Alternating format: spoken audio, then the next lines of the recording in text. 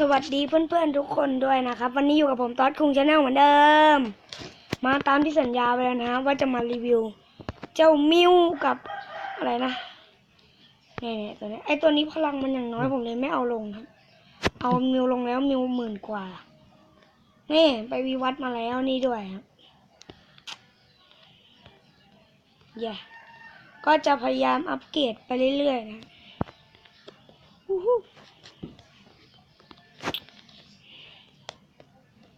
ก็คลิปนี้อาจจะยาวหน่อยก็นิดนึงนะประมาณ10 กว่านาทีมั้งแต่ว่าเราจะมารีวิวกันอะไรอย่างนี้ด้วยนะฮะไปสู้ในด่านเลยดีกว่าผมนี่ครับโอ้ยมาจิ๊บหรือเปล่าไม่รู้นะฮะเดี๋ยวพาไปทัวร์แมปด้วยนะฮะตะลุยด่านต่างๆดูดิเอามันโจมตีแต่ตัวนั้นน่ะตายไปเด้ยังไม่ตายครับปุ่ง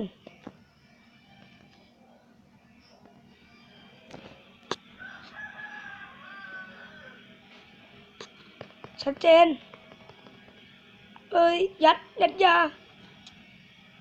โอเคไม่รู้คราวนี้จะชนะอีกหรือเปล่ามันมีต้องหลายตัวอันนี้แค่บอสเด็กๆเนี่ยน่ะดูดิโอ้โหแล้วเหลือมิวอยู่ตัวเดียวพูดเลยมิวผมอึดพูดเลยแล้วมันจะไม่อึดแล้วล่ะนั่นมันจะตายเพราะ3 ตัวนี้แหละนะครับดูดิใครเร็วโคตรโกงลอยขึ้นข้างบนน่ะอะไรแน่เลยไม่แน่จริงเลยเอาใครเร็วนี่ไปกินซะเยอะตายครับแพ้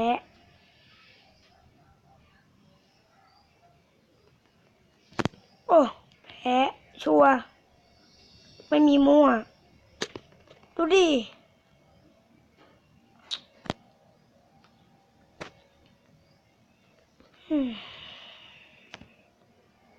พลังโจมตีของผมมันยังไม่พอวะ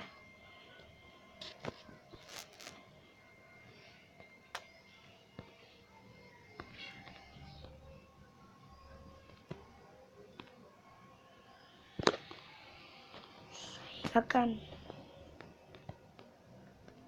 ด่านเอาไว้เป็นพาร์ทหน้านะเดี๋ยวคราวนี้พาไปสู้ใน PVP ดีกว่าแล้วมันต้องสู้กับเพื่อนยังไงนะมึงฮะขอหาสู้กับเพื่อนก่อนเจอแววมีเสียงรบกวนขอไปนะ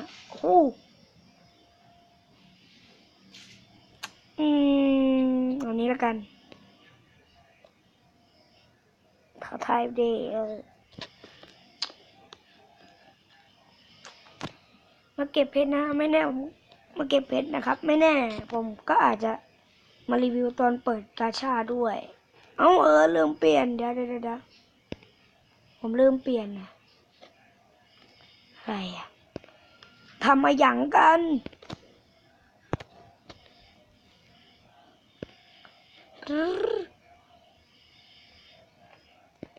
ขาเนี้ย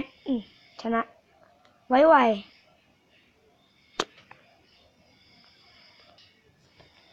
มานะฮะเมื่อกี้ผมหลุดเขาเกมแรกไปเจอกันเลยนะปะขอย้ายอันนี้ก่อนฮะ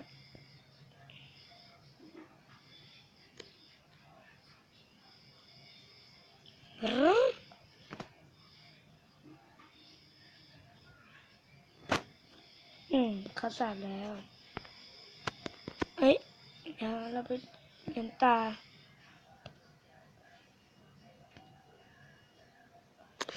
มันเกิดอะไรขึ้น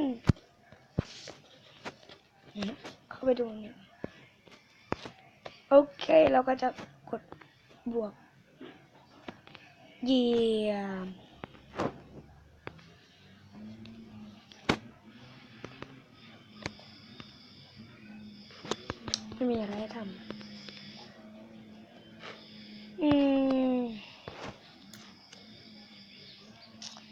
อะไรการต่อสู้การกำจัด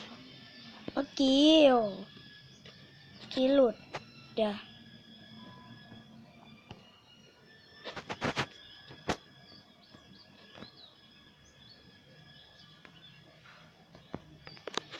ขอจัดแป๊บนะครับเอามิวลงแม่มิวผมต้องอยู่นี่โ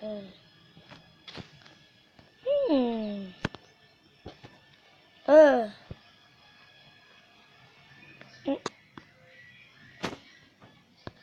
เคครับ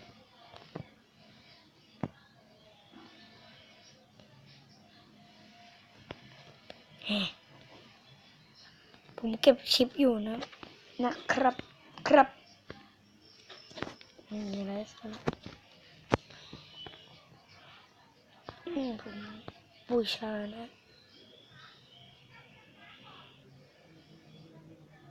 นี่แล้วกัน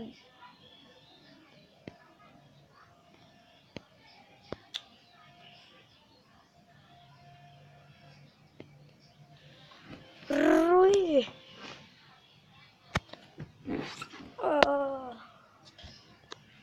มีเสียงรบกวนขออภัยนะ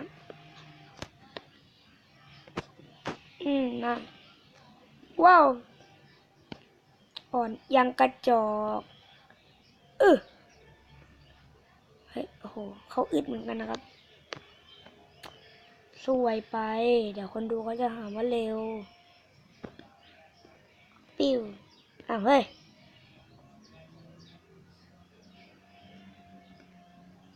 พิกาชูพิกชู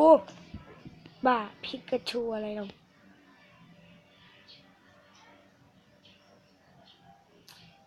ชนะแล้วเล่นด่านกันอีกรอบไหมแต่ผมไปตามภารกิจไปก่อนนะเก็บตังค์ไว้อัพ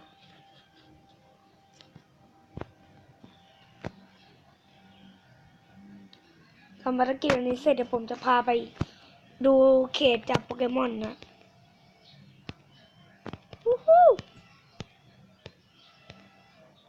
แต่โปเกมอนนี่จับยากมากเดี๋ยวผมจับให้ดูเลยก็ได้จะได้รู้มันจับโคตรยากเดี๋ยวนี่เป็นระดับสูงนะซึ่งผมยังเข้าไม่ได้นี่ระดับต่ำก็จะเป็นพวกนี้นะเราไปจับกันเลยดูซิว่าจะติดสักตัวไหมตัวแรกผมอยากได้ตัวเขียวโอ้โหเฮ้ยไอบอลนี่อัพได้นะดูนะครับว่าจะจับยากแค่ไหนปึ๊บหลุดต้องคอยโยนทันนี้ดีอย่าทำให้มันโกรธหรือว่าอะไรนะ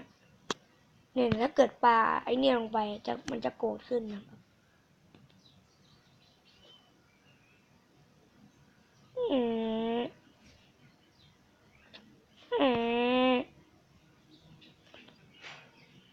ดูไม่ติดแล้วเย้จับไปเรื่อยๆนะแต่ถ้าเกิดใครจับจนขีดหัวใจมันเต็มนะก็คือจับไม่ได้มันจะวิ่งหนีไม่จับแล้ว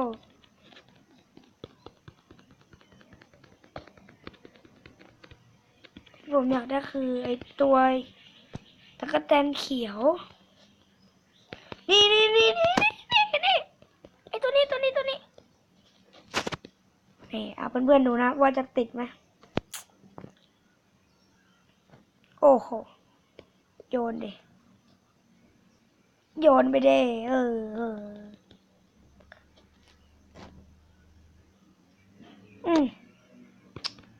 ไอ้นี่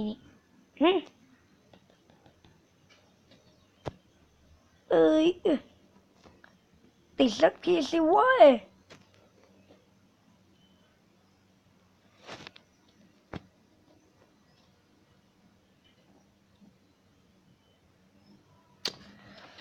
เน็ตช้าก็ขออภัยนะต้องสต็อป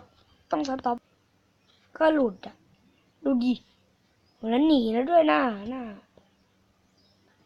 โอ้เหนื่อยใจไปเล่นด่านเถอะโอเค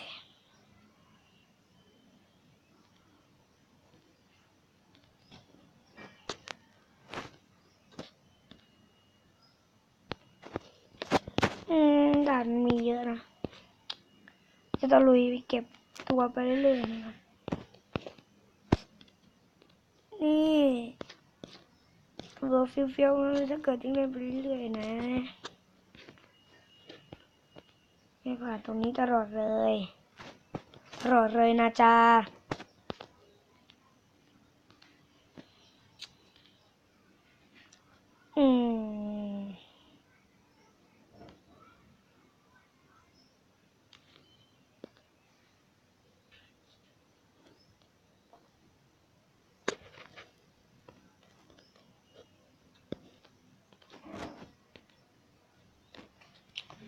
อันนี้ขอแค่ด่าน4ผ่านแล้วกันเนาะ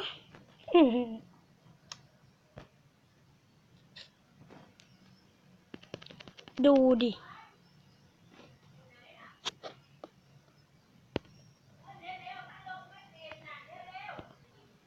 แพ้แล้วครับคุณผู้ชมที่เคารพทุกท่านดูดิโอ้แค่ด่านแรกผมก็แพ้แล้วอ่ะ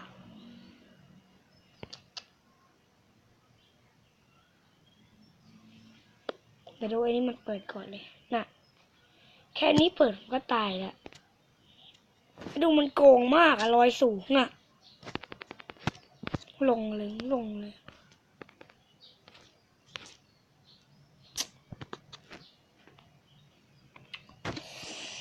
โอ้ยจริงจังเกมมิ่งก็ใครที่อยากเล่นเกมนี้ก็กดไปที่คลิปเก่าๆได้เลยนะมันมีอยู่คลิปหนึ่งที่ผมแปะลิงก์ไว้ให้นะครับหรือมันจะแปะลิงก์ไว้ในคลิปนี้ด้วยนะแล้วก็ Facebook หลักของผมนะก็เข้ามาทักทายกันได้นะครับเพื่อนไม่เต็มนะครับแอดได้เลยพวกเก่าจะเล่นยาวๆก็ตามภารกิจไปแล้วกันนะ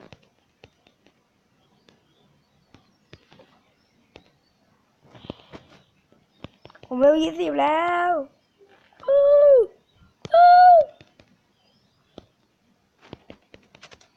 ดูดิโอ้โหโอ้ยพอแล้วเหนื่อยไปเอาเงิน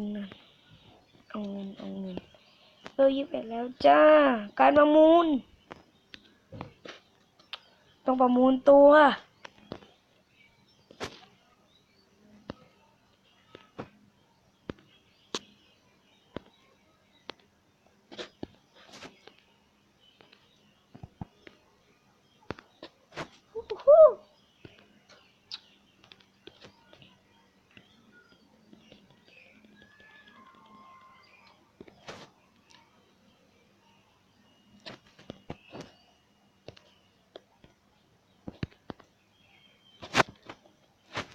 เฮ้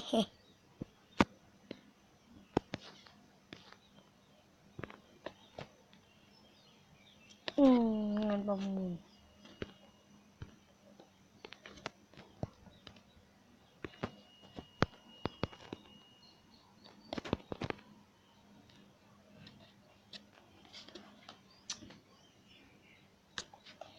ก็สำหรับวันนี้นะคะใครที่ชอบก็อย่าลืมกดไลค์กด Subscribe ให้ช่องทอดกรุงชาแนลแล้วอย่าลืมกดกระดิ่งตรงข้างปุ่ม Subscribe ด้วยนะครับสำหรับวันนี้ตอดก็ไปแล้วครับบ๊ายบายจุ๊บ